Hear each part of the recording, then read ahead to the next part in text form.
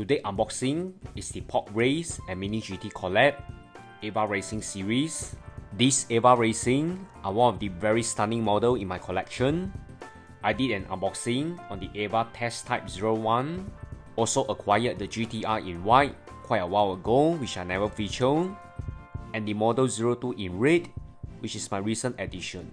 The EVA Test Type 01 is based on the actual racing car. Color-wise, is accurate to Unit 01 in the Evangelion series. Very stunning details and one of the unique casting in my entire Mini GT collection. Next, the EVA RT Test Type 01, which belongs to the Okayama Test Type Super GT in 2019.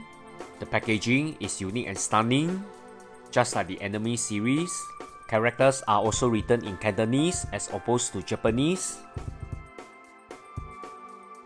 Plenty of authentication stickers and standard license info. Unlike the previous Test Type 01, the GTR in white is very clean. GTR and Nismo badge on the grille, which is very legible. Realistic wheel sets that rolls extremely well with 8-band and Yokohama marking on the tires. Distinctive rear for the GTR with the Nismo treatment.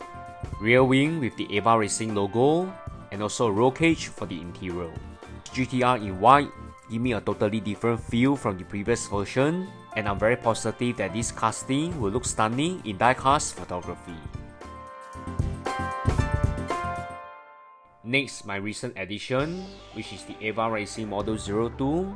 You can immediately see the stunning casting on the packaging, which I'm very sure it will sit very well with a lot of collectors who has an eye for details. The packaging is very similar to the Test Type 01, except that this is in red.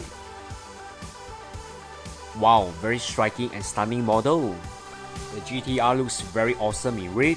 It has a similar vibe, just like Asuka Langley, Unit 02 in the Enemy series.